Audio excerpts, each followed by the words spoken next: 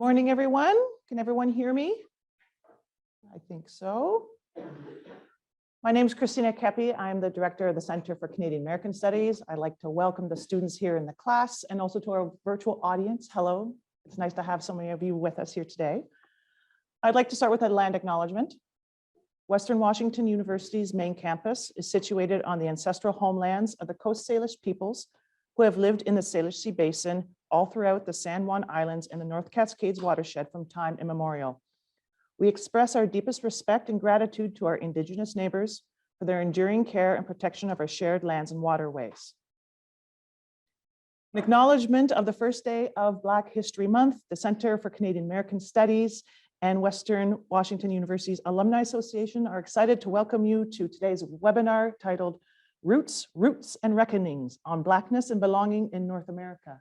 Today's featured speaker is Professor Debra Thompson. Professor Thompson is an associate professor of political science and the Canadian Research Chair in Racial Inequality and Democratic Societies at McGill University in Montreal. She is a leading scholar of the comparative politics of race, with teaching and research interests that focus on the relationships among race, the state, and inequality in Canada and other democratic societies. She is the author of the award-winning book, The Schematic State: Race, Transnationalism, and the Politics of the Census of 2016, and The Long Road Home on Blackness and Belonging in North America from 2022, very recent. This book, The Long Road Home, was one of Indigo and CBC's top 100 books of 2022, and a finalist for the Hillary Weston Writers Trust Prize for Nonfiction. In today's webinar, Professor Thompson will take us through an intimate exploration of the roots, R-O-O-T-S, or racines in French, of Black identities in North America, and the roots, R-O-U-T-E-S, route in French, taken by those who have crisscrossed the world's longest undefended border in search of freedom and belonging. This lecture will journey back and forth across the Canada and US border, from coast to coast, combining memoir and analysis to highlight the tensions, contradictions, translations, and complications that anchor our understandings of race. Across time and space, Professor Thompson asks, where is home for those of African descent? And is belonging within the confines of the nation state either possible or desirable? We're very excited to have Professor Thompson with us here today, not only as a guest speaker in our Canadian American Relations course here, but also as our second speaker of the Center's exciting 6-part speaker series that we're calling Why Canada Matters. So this is number 2 of 6. We have 4 more coming up, another one in a couple of weeks.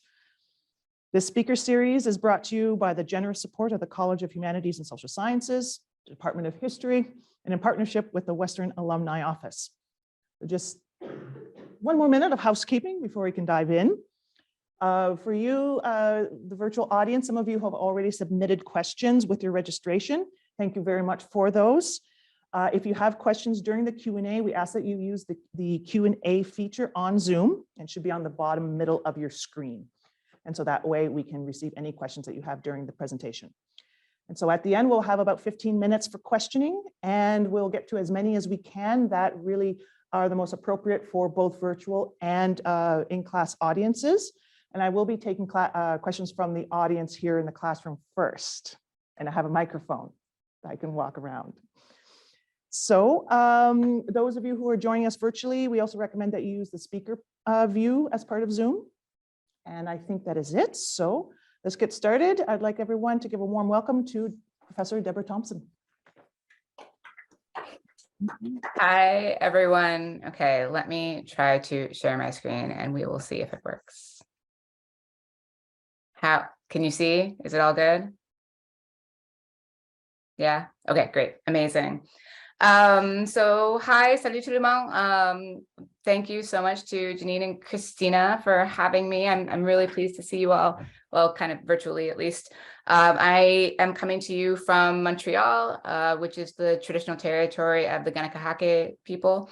I'm quite grateful for the opportunity to live and work here in Montreal. And as you'll see from my presentation, I think that we have all need to have a commitment to Indigenous struggles, especially those of us for whom solidarity with other racialized people is necessary in the fight for justice. Okay, so with that being said, let me try to begin at the beginning. So once upon a time, a few mistakes ago, I was living in a faraway land called Oregon. It is not that far for those of you who are living in Washington right now, but it's very far from Montreal. And perhaps if you've been there, you know that Oregon is just this beautiful, breathtakingly beautiful place that's also uniquely unforgiving. If you cross the state from east to west, it's like you're traversing these invisible thresholds that separate alien worlds. And in many ways, there are ideological divisions in the state that seem to mimic those discordant environments. So it was January 2020, back before any of us had heard about anything called COVID. And at the time, like many Americans, I was appalled at the way that the Trump administration had stretched the norms of democratic rule. And like many Black Americans, I was unsurprised by the emboldened white supremacy of Trump supporters. And at the time, in January 2020, I was certain that Trump would win a second term in office. I can talk about why in the Q&A if you're interested, but I was convinced he was going to win again, as were many of my colleagues in political science. And by that point, in January of 2020, I had already decided to leave the US, where I had lived for over a decade, to come back to Canada, when someone from the University of Oregon's Museum of Cultural and Natural History reached out. The museum had this monthly pub talk that it used as a fundraiser. It featured faculty from the university who were willing to talk about their research to a broad audience. And the person who reached out asked if I would be interested in presenting my research. And I told the program coordinator that I didn't have any new research at the time because I had had 2 children and like no parental leave because of America. But I was moving back to Canada and I had a lot of feelings about it. So could I present a talk on my feelings about moving back to Canada? And she said, sure, of course. So the title of my presentation for that talk was Return Some Probably Incoherent Thoughts About Race, Democracy, and Going Home Again. And that talk became this article, which was published in the Globe and Mail, which is Canada's national newspaper, on June 6, 2020, just as the kinetic uprisings that were sparked by the murder of George Floyd spread like wildfire across the continent. And that article became the basis for this book, which is what I'm going to talk about today. Many drafts later, because writing is a messy process and you learn as you write, especially about all the things you thought you knew, but you now know better. And sometimes, like Neil Gaiman's character Dream of the Endless once said, the price of getting what you want is getting what once you wanted. So that book and the article in that first presentation all begin in the same way. It's with words that my father said to me in those early days of 2020, as I was lamenting the state of the world and the Trump presidency in particular. He said, you know, Debra, your daughter was the first Thompson born in America since Cornelius Thompson escaped slavery. It's been over 150 years, and some days I think we came back too soon. And I could not get his words out of my head. They just struck me as being so astute. So some backstory, my dad was born and spent his childhood in Shrewsbury, Ontario. It is a tiny, tiny town about 50 miles east of Detroit on the shores of Lake Erie. It and some other neighboring towns like Buxton and Dresden were the last stops on the Underground Railroad. So in 1850, the US Congress passes the Fugitive Slave Act. It's part of a series of compromises that are made between the northern free states and the southern enslaving states. The Fugitive Slave Act requires officials to arrest people who are suspected of being runaway slaves based on little or no evidence, and it penalized officials who did not comply. Anyone who was found aiding a runaway slave by providing food or shelter was liable to 6 months in prison and a $1,000 fine. Monetary awards were offered to anyone who captured a fugitive slave, and those who were suspected of being fugitive slaves could not defend themselves against the accusations, and they couldn't testify on their own behalf. And so the result of this legislation was the legalization of a national program of mass kidnapping of free Blacks across the United States. But the Fugitive Slave Act didn't extend to Canada. And so it was to Canada that thousands fled, including my grandfather's grandfather, Cornelius Thompson. So most of the people who escaped to Canada actually went back to the US at the end of the Civil War to find the loved ones that they left behind or who were stolen from them. But generations of those who are descended from the Black American refugees from slavery still live in southwestern Ontario, including my dad's family. Because the communities were rural and segregated, my kin have the most wonderful way of speaking. My dad says things like, he pronounces it theater instead of theater, and he pronounces the WH in white. He talks in the same kind of rhythmic metaphors and rhymes that characterize barbershop talk in African-American culture. He says things like, you know, Deborah, those politicians got nothing but a nodding acquaintance with the truth. But he also has a Canadian accent, and it appears plainly in words like a boat and sorry. So Dad doesn't know where Cornelius escaped from. He thought he heard someone talking about Virginia or Alabama once, but he is skeptical. Deborah, he says, you're looking for ghosts. You're looking for people. You're looking for evidence left behind by people who were trying to hide and whose lives depended on how well and for how long they could do it.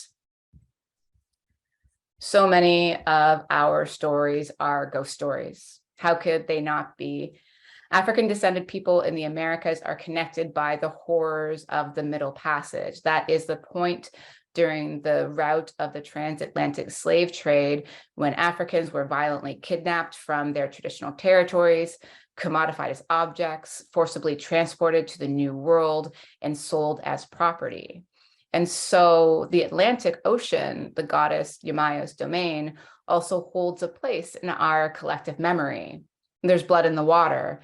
It is the fathoms of the dead. When I decided to move back to the US a decade ago, I thought the ghosts of my ancestors would welcome me home. I felt like I was returning to the land of my ancestors' birth, the place where they sweated and toiled and were tortured and resisted and fought and wept as their children were stolen and sold, and were traumatized as they were raped for profit and murdered for sport, the country where they died, the places they still haunt. They escaped and I returned to lay claim to the humanity that they were refused. I felt like I was going home. And of course, I was wrong, but maybe not quite in the way that you might think. So what I want to share with you today is some of the invisible, maybe even ghostly matters that that emerge in this story of coming back both too soon and too late, and the construction of those moments and the places that work to define our identities. I want to tell you some of the story of what it was like to have lived in the US, which is the land of my ancestors, a country that both was and was not mine, but to be doubly unwanted as both an immigrant and a Black person, and there by choice and protected by incredible class privilege, but then to leave to return to this country, which I also love, even as I think most forms of nationalism are highly problematic.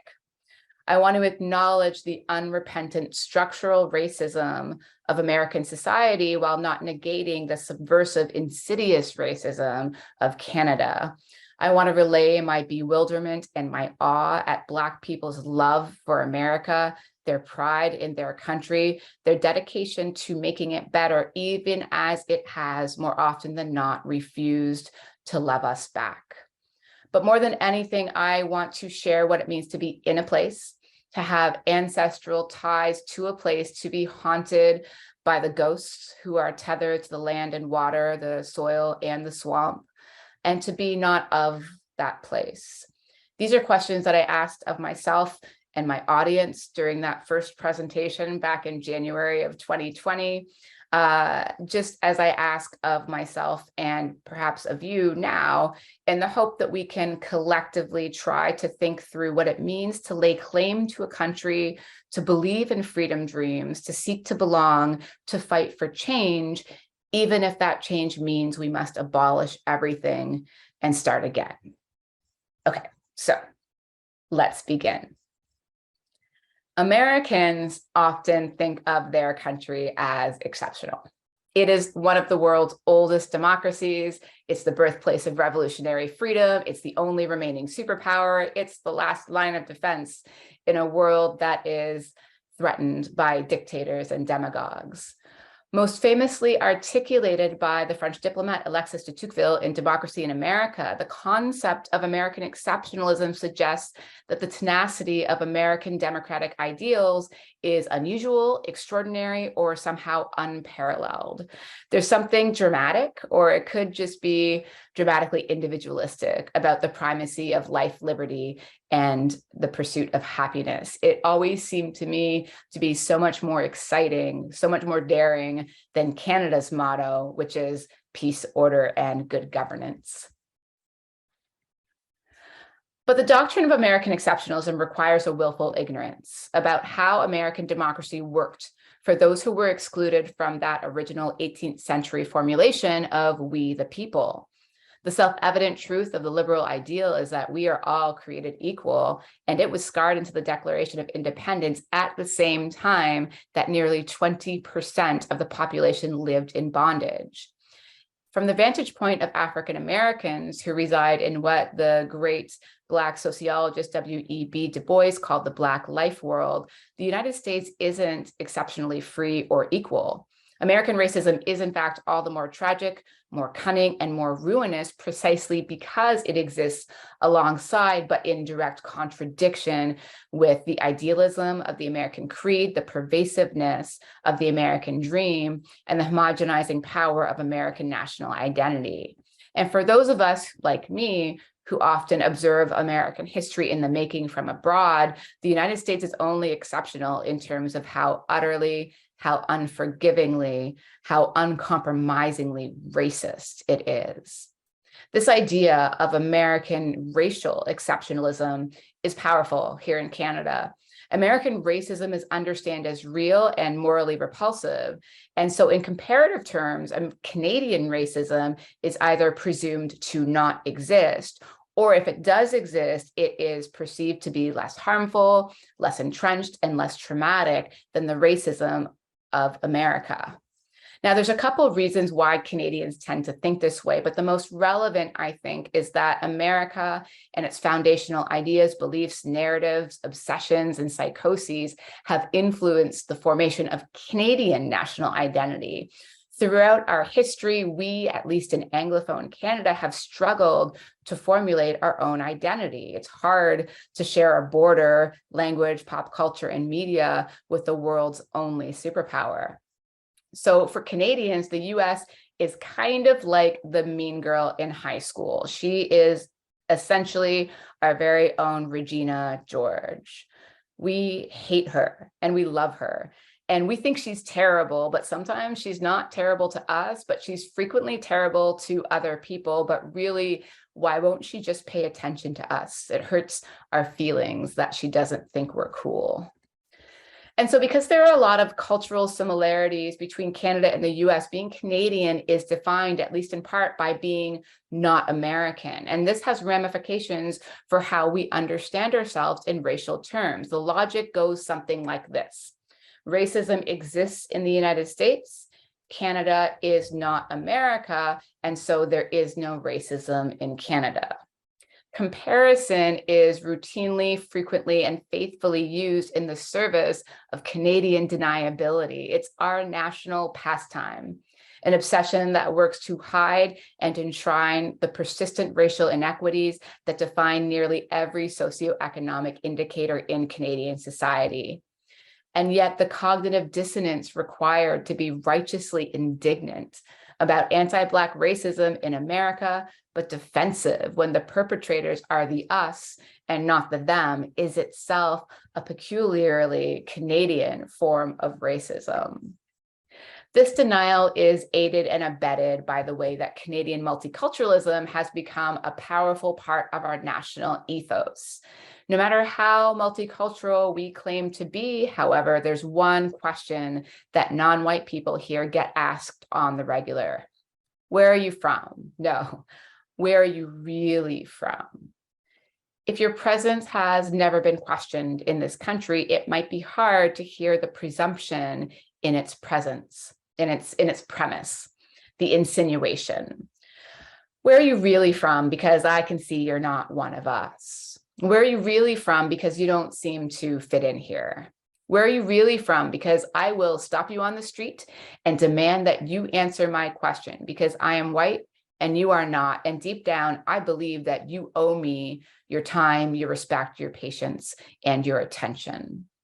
Where are you really from? Because my curiosity is much more important than your safety or your comfort. Where are you really from? Because how long you've been here will tell me something about your place in this country. Where are you really from? Because you can't possibly be from here. For years, Black Canadian scholars have explored the absented presence of Blackness in Canada. The absented part describes the ways that Black people in Canada are assumed not to exist, or if we exist, to be recent arrivals to what has always been a white country. Catherine McKittrick writes that Blackness in Canada is always unexpected. It's always surprising. Blackness is surprising, she writes, because it should not be here, was not here before, was always there, here, is only momentarily here, was always over there, beyond Canada, for example. This means then that Black people in Canada are also presumed surprises because they are here, because they are not here and here simultaneously. So if we read things this way, the question, where are you really from, is an attempt to address the shock and the astonishment of seeing Black people in a place where we are not supposed to be. But Blackness in Canada is not just absent, it is absented. To be absented rather than just absent implicates the involvement of political processes that bring conditions into being. Our invisibility in national mythologies is neither a coincidence nor a mistake, but rather a purposeful crafting of the Canadian nation that renders Black people invisible. The presence part of absented presence implicates the ways that narratives of Canadian identity depend on the existence of Black Canada, even as they erase it. So the idea of Canada as the promised land, the destination for fugitive slaves who followed the North Star, a safe haven from the tyranny of American racism, a contemporary multicultural paradise. These are fundamental, foundational parables of the Canadian imagination, and they depend on the historical presence of an allegorical Black Canada, but just not too many Black people, of course, and certainly not angry Black people or radical Black people or loud Black people or ungrateful Black people or Black people who remember the razing of Africville and Halifax and Hogan's Alley in Vancouver, or Black people who point out the many ways that Canada tolerates Blackness only begrudgingly. This is part of the reason why a sense of real belonging for me was always kind of elusive in Canada. So the kind of belonging I wanted in the country of my birth, I instead sought in the country that enslaved my kin. Now, many immigrants experience a kind of culture shock when they arrive to their new country. It's a different climate, maybe a different language, different norms and customs. Obviously, this wasn't a problem for me when I moved from Canada to the US, except I underestimated the power of the narcissism of minor differences. So this is a Freudian theory that communities with adjoining territories and close relationships are especially likely to engage in feuds and mutual ridicule, in part because they are hypersensitive to the minute differences that actually differentiate them. So there are some differences between Canada and the US that everyone knows about, right? Like ketchup chips exist in Canada. We use Celsius instead of Fahrenheit. Fahrenheit makes no sense. You should stop using it. The way that every Canadian had said to an American friend, did you know that Ryan Reynolds is actually Canadian? Or that was filmed in Vancouver, actually. But it turned out that a lot about what I knew about America came straight out of pop culture. And so when I began living in the US and really became integrated into American society, I was surprised to find out a few things. One, cheerleaders are real. Who knew? Secondly, if you grew up as I did, kind of like coming of age in the 90s and the early aughts, you might think that New York was just for white people, but it turns out that there are people of color who live in New York too, and they're just not represented in pop culture. Portlandia is surprisingly accurate. I lived in the US for 10 years. I lived in Boston, the birthplace of the American Revolution. I lived in southeastern Ohio in the foothills of the Appalachian Mountains. I lived in Chicago, the great Black metropolis, and finally in Oregon, the Western frontier. I met amazing people. I taught amazing students, and I had a great time. It was actually incredible. But there are also parts of being a Canadian in America that I could never quite wrap my head around. This is a bill these are two separate bills for the birth of my children.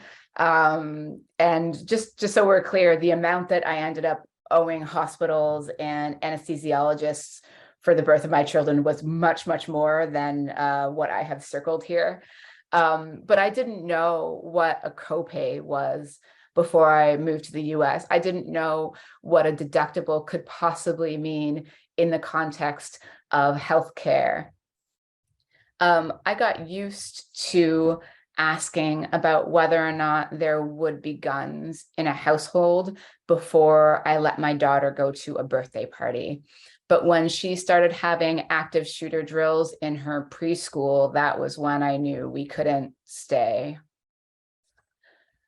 Americans really do believe in the American dream. They believe that this society is fundamentally a meritocracy. And if you work hard, you can be anything. But they also implicitly believe the opposite is true.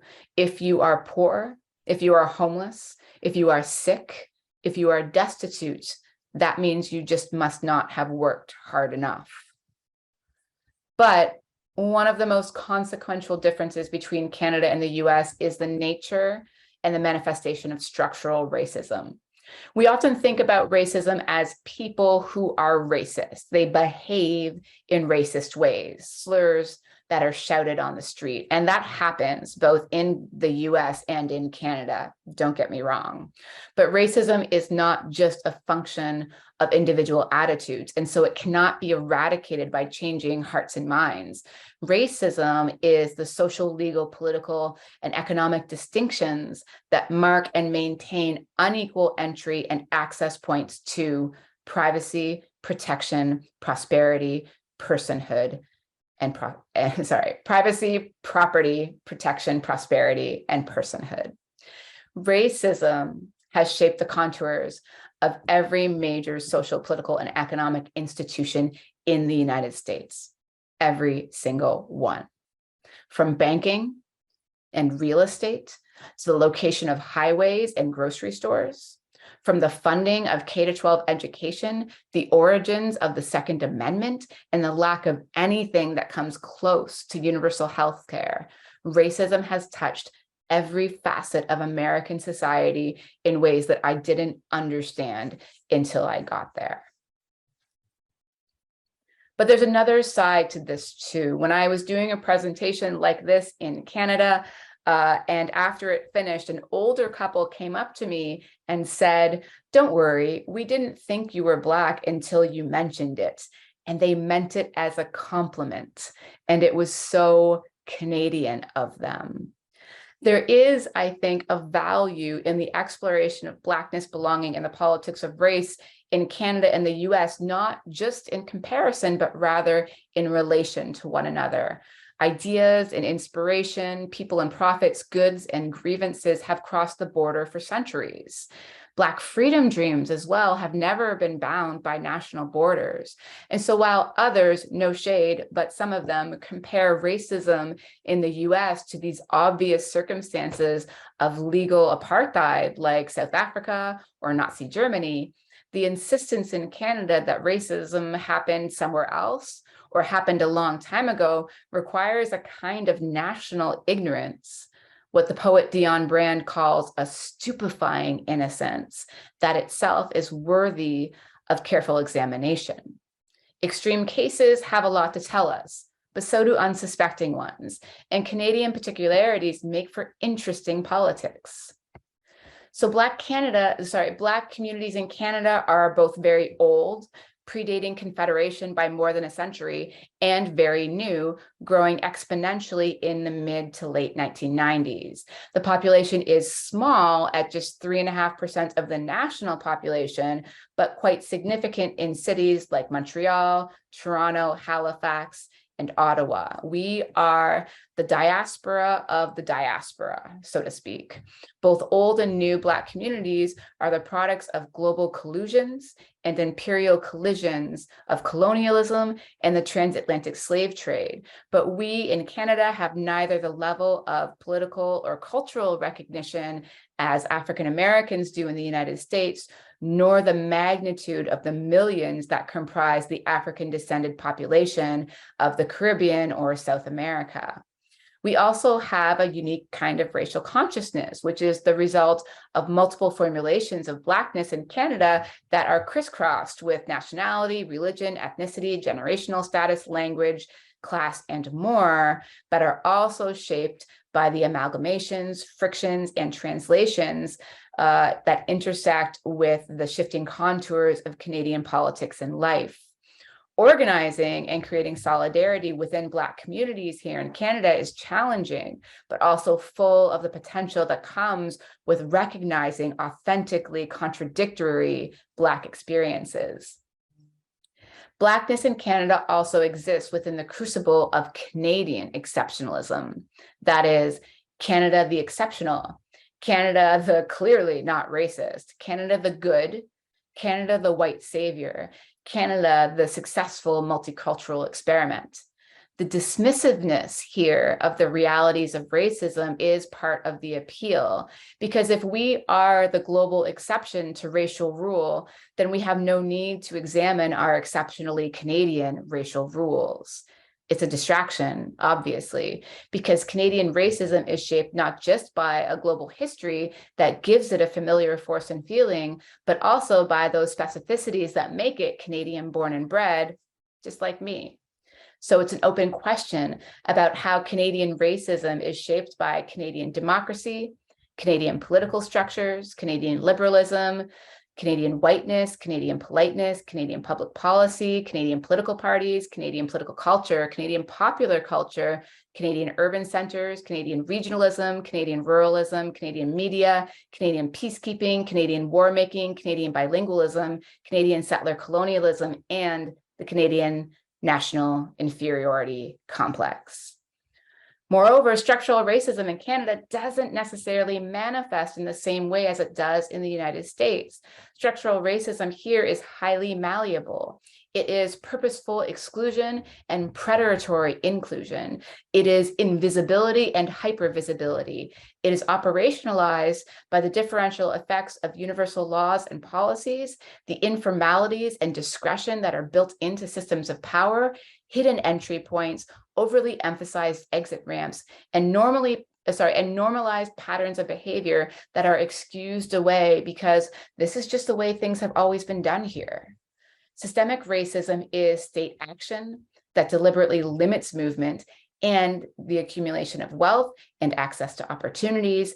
And it is also when governments choose not to act and instead let racist systems remain undisturbed. It is selective interest, sustained indifference, and messages of personal choice that naturalize racial inequality as a consequence of individual failings. It is government protection and benefits that are hard to access or which are withdrawn without reason. And it is also the co-optation of radical demands in order to make them more palatable, more marketable, and more profitable to corporations. The truth is, there's a lot that we don't know about the nuances of Canadian anti-Blackness. It is hard to research that which is so consistently jettisoned into the realm of the unthinkable. I came back to Canada in the summer of 2020, and it was a particular moment in time. Some called it a racial reckoning, hearkened by death, substantiated through struggle and haunted by the conceptual space between what was imaginable and what was possible. We didn't know at the time what had come crashing into the public sphere, full of chaos and passion, fury and rapture, and later, sadly, predictably, dilution and co-optation. Even now, we are years removed from the uprisings of 2020, and there isn't a coherent narrative that can explain why it was the world stopped to protest, to grieve, to rage, to rebel, to mourn together. I started writing this book during that moment when protests in Minneapolis and LA, New York and Toronto, Montreal and London seemed like they were a seismic disruption with the potential to catalyze finally an acknowledgement that white supremacy was born and bred in the global sphere, an understanding that racism can manifest in the realm of ideas and can move across borders as easily as the wind. An appreciation that historical context and local circumstances still matter, but they nevertheless are inflected with lessons and lesions from elsewhere. A resurrection of the disruptive and fracturing, compounding and conflicting potential of diasporic solidarity across borders. Reckoning might not be the right word for all that has happened between then and now. The idea of a reckoning, not unlike reconciliation, is about honored promises, debts repaid, and a balance restored. To reckon can also be used to express dreams and expectations, just as readily as a reckoning also faces the past again and again, like the way that a return involves circling back to the beginning of a journey. What is clear, I think, is that the moment we were once in has now passed. The moment that we are in now is much less clearly defined, much more indeterminate. It's a moment when, as David Scott writes, old horizons have collapsed or evaporated and new ones have not yet taken shape. We're in a time of speculation and flux, vulnerability and risk, incoherence and yet still possibility. It's a politics without guarantees, as the cultural theorist Stuart Hall once put it. And so take heed, we might not like what emerges from the other side of this moment. Racial progress has always been shadowed by disproportionate backlash. And we're very clearly in the middle of that backlash now. It manifests as the attack on critical race theory, the death threats sent to Black journalists, the use of woke as a disparaging slur, and the insistence here in Canada that white professors have the academic freedom to use the N-word in their classrooms. It is the dilution that turned radical demands to rethink what we mean by justice into nothing more than a 1-hour DEI workshop. It is as much the benign neglect of the state as it is the collective shrug of Canadians and Americans everywhere about the predetermined failure or the purposeful sabotage of so many of the initiatives we had hoped would change our workplaces, our education system, our social moorings, and our access to substantive democratic belonging. But nothing would have happened had Black people and our allies not taken to the streets. As the great orator and abolitionist Frederick Douglass once said, power concedes nothing without a demand. It never has, and it never will.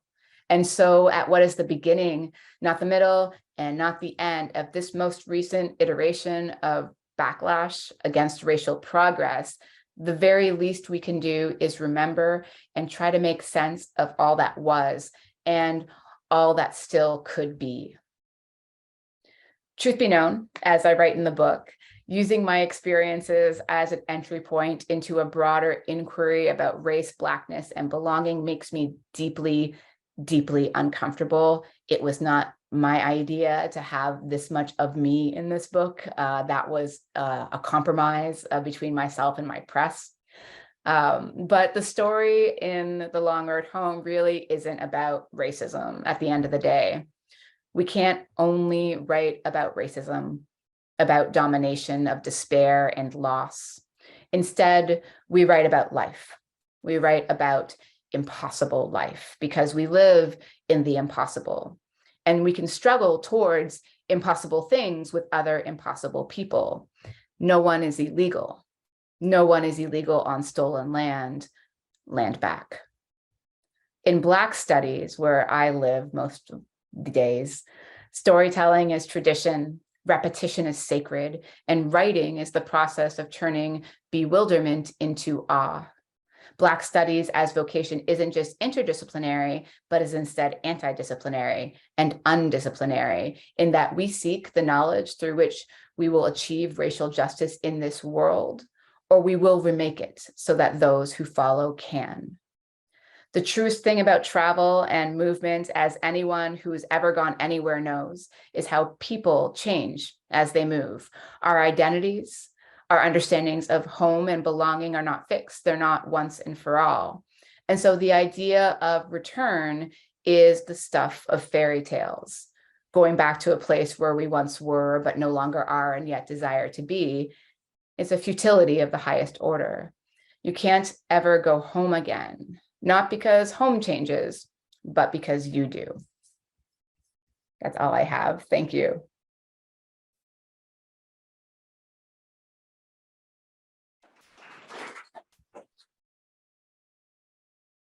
It's weird to do a presentation and not be able to see people, especially when you're making jokes. I'm going to assume you all laughed. We all did. Okay, good. I can tell you. Thank you so much, there, Dr. Thompson. This was wonderful. We have some time for questions, and we do have some that have come in over Zoom, like I mentioned, but we're here in a classroom full of students, so I'm going to throw it out to everyone here. If we have any questions. Okay, I'm walking to the back of the room. We've got Liesl here and a microphone. Hello, can you hear me? Hi. Yeah, I can hear you. Hi. I've actually met you once before. I lived in Eugene and we lived in the same dorm while you were there. Yes, I loved living in Eugene, and I loved living in Eugene. It was the I best. also left. Yeah.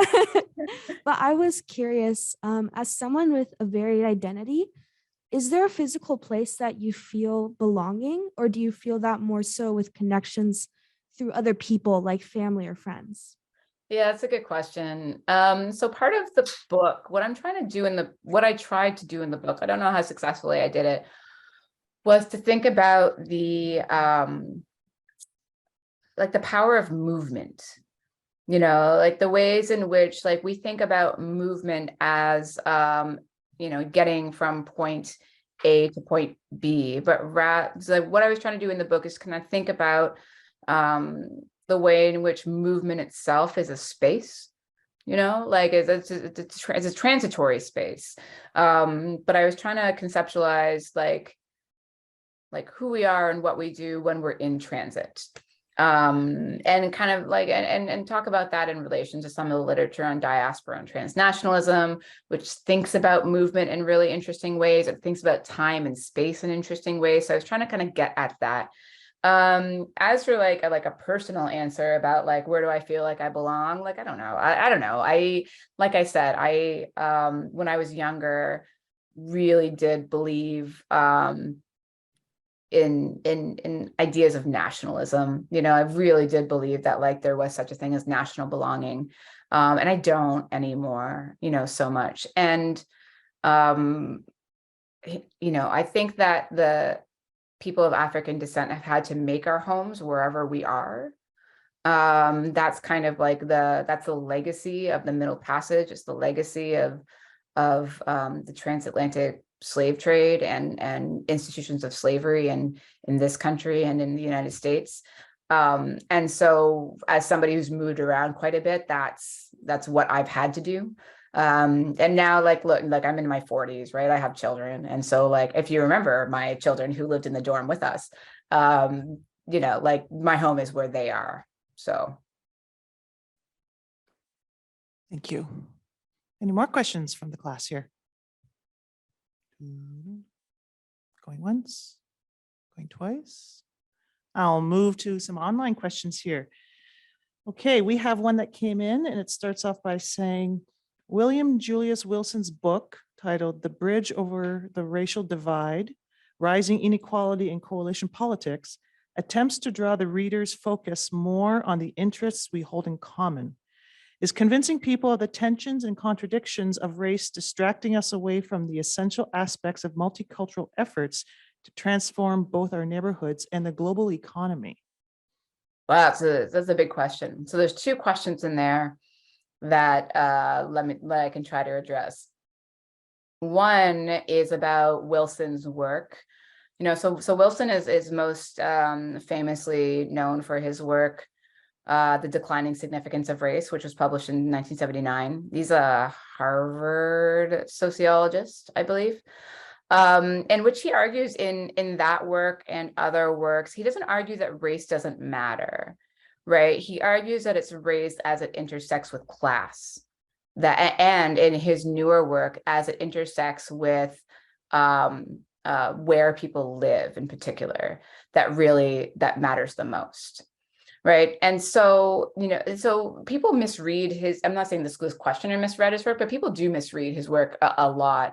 And, you know, in which like they look at a title like The Declining Significance of Race and conclude like, oh, that means race doesn't matter. And that's not necessarily what he's arguing at all. Like one of the interesting things in his work is like, okay, like let's look at the different circumstances that face Black working class folks who live in urban centers and Black middle class folks who have broken into the suburbs, right? Like broken into like these all white neighborhoods in the suburbs. So the interesting thing though, like where this questioner is going is quite interesting, because if you look at the origins of the concept of race, it emerges from fear of class struggle. And what I mean by that is in the US, the first like laws we have that invoke like legislated differences between people identified as white and people who were identified by the state as Black or of African descent, they always came on the heels of potential rebellions. Right, and this isn't my argument. This is the argument of W.E.B. Du Bois, right? Who in like his opus, he wrote a ton of books, but in his opus Black Reconstruction, talks about the way that like whiteness emerges, particularly at moments when political elites fear a cross-racial, class-based solidarity of working class, like and poor whites at the time, poor whites, enslaved Africans and free Blacks across the United States. So whenever political elites feared an uprising, right, where poor white people and poor and enslaved Black people saw, in fact, that they had a lot in common, that's when they invoked race to create what Du Bois called like the wages of whiteness, right? Because you make white people believe in whiteness. You make them believe that they, in fact, are inherently better, inherently superior to Black people. And they suddenly don't see the way that we're all exploited by the capitalist system, right? That's the history of race in the United States, right? And so in some ways, like, yeah, race has historically acted like as a distracting concept from like the kind of like exploitation we all face in a capitalist system. On the other hand, right, we're like 200, 300 years removed from those origins. And what we have now are an economic system in which to be, for example, white and middle class and to be Black and middle class are two very, very different experiences. right? And this is borne out in all the data we have about like the precarity of the Black middle class. In fact, economists recently have begun to argue that if you look at wealth, which is what you own, so like what you own minus what you owe, if you use wealth as an indicator of social like SES status instead of income, there is no Black middle class. Right, like there is no Black middle class because the Black middle class is so precariously defined, right? One bout of cancer and people slip, like they lose their middle class status, Black people do. Whereas white people, when faced with crisis, often have savings or family or like other sources of income to rely on. So that's kind of the first part of that question. The second part of the question about multiculturalism, I wrote a piece with Keith Banting that was published last year, in which like one of our arguments, like the piece is called The Puzzling Persistence of Racial Inequality in Canada. And one of our arguments is like, you would think in Canada, which is like the birthplace of multiculturalism, you would think that we would be a country that does not have racial economic inequality, right? We have like single payer healthcare, we have multiculturalism, we have a race neutral immigration policy, we have a welfare state that actually works kind of better than it does in the US at least, right? You would think that these social safety like supports would work to at least lighten the effects of like endemic racial economic inequality. And yet in this country, what we see is persistent racial inequality that's been in place since John Porter wrote and was like the first one to like discover it in 1965, right? And in some cases, for some groups, and Black people are among them, the racial economic inequality persists over generations. Right. And so like the thing about multiculturalism in this country is that it does nothing, right? Like if you actually look at multiculturalism policies in Canada, the budgets are tiny, right? Like it's not doing any, like there are very few anti-discrimination provisions that are included in our multiculturalism policy. And like the one piece of legislation that we have that's meant to like be a positive action to rectify endemic racial economic inequality, I'm talking about the Employment Equity Act, which is Canada's version of affirmative action. It doesn't work. And it doesn't work because there's no enforcement mechanisms. It only applies to a tiny percentage of the Canadian workforce, right? Like the Employment Equity Act doesn't even work in the federal government, which is facing at least 3 lawsuits now from Black employees because of the systemic racism that they have faced within the ranks of the federal government. So that would be my answer to those two, that one big but two partitioned question. Thank you so much for that. That was a wonderful response and actually touched on some of the other questions that have come in. Cool. So yeah, that was great. Any other questions from the class here? Come on, students. I know you have thoughts. Yeah, anything. It's almost midterm time, or it is midterm time here. So there's some thought. Well, we have one. I'm coming to the back.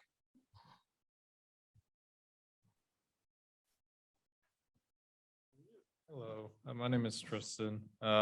Is there anything specific that needs to happen, or is it still completely out of your mind to move back to the US?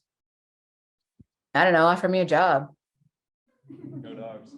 I can be bought. I don't know. I might move back to the US. So before I left the US, I actually got American citizenship. And there are a couple reasons why I did. The most pertinent of which, and I write about this in the book, is that my children are American. My daughter was born in Chicago when I lived there, and my son was born in Eugene, Oregon. And I felt like because they were American, I need to be able to go where they go.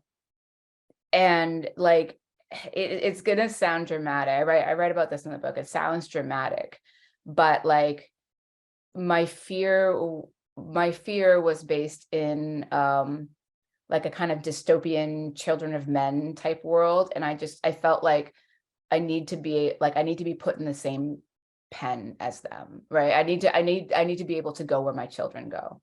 That was like very, very important to me. As a parent, literally your only job is to protect your children and love them. Like that's all you have to do. And I felt like if something happens, I need the citizenship to be able to go where they go. And that's like, it sounds dramatic, but like I used to teach a course when I worked at Ohio called political science fiction, because I love science fiction. I'm a super science fiction nerd. It was before everyone else started loving science fiction. Like I read The Handmaid's Tale in like the 90s, like before you all were alive. The thing about dystopian science fiction is most of it is based on things that have already happened to Black people. Right. So like, for example, if you've read The Handmaid's Tale, if you watched the series, I actually haven't watched it. But like the idea that you would use women as breeders, slavery. Yeah, that's like what happened. That's what happened to Black women in slavery. Right. And so kind of the fear of the fear of like this intergenerational trauma of not being able to protect my children, it runs like real deep. And so I got American citizenship. And this is all to say that like the idea of ending up back there one day, like that's a possibility, that's something that could happen. The other kind of more practical side of this is, I know we have a bunch of Q&A, so let me see if I can answer this quickly. I went on the job market I got my PhD in 2010. I went on the job market in 2009. Perhaps you might recall that President Barack Obama was elected in 2008, and I could not get a job in Canada. Like I moved to the US because people were like, one, why are you studying racism in Canada? There's no such thing. And two, Barack Obama is president of the United States. There's no racism anymore. Right. And so like I could not get a job. And the basic fact of like the way that the academic job market is structured in Canada is that like there are more universities in, I think, Ohio than there are in Canada. Like it's a huge country geographically and a tiny country in terms of demographics, right? There's 35 million people in Canada. There's more people in California. And I'm facing like an uphill battle here. Like I think that attitudes have changed a little bit. Like I am like a Canada research chair and there are many people who recognize the validity of my work. And there's a lot of people who think there's no racism in Canada at all. Like whenever I publish anything I publish in the Globe and Mail a lot, like op-eds or whatever. And like the hate mail I get, like I get more hate mail in Canada than I do when I worked in the US. And I used to get like death threats in the US and I get way more here. So this is all to say that like, I might go back to the US, one day, who knows? I'm never going to be able to retire because my retirement savings are disasters. So I'm going to work until I die. So who knows? I have like 40 years left. Well, thank you so much for that. I think we'll leave it there because we know that you have to jump in the car and get on your way to Ottawa for a film premiere that you worked on. Yes. So again, on behalf of the Center for Canadian American Studies, Western Alumni Office, and our sponsors who were so generous with this speaker series, thank you so much. We appreciate your time and your effort. And thank you to Dr. Mazen Heslop and her students for allowing us to come into your class today. We greatly appreciate it. For those of you who joined us virtually, there will be the recording sent out here soon, and it will be provided to the students here as well. So thank you again so much, Dr. Thompson. We wish you the best and good luck on the roads. I hope you beat the traffic. Thank you. Thank you so much. Thanks for listening, everyone.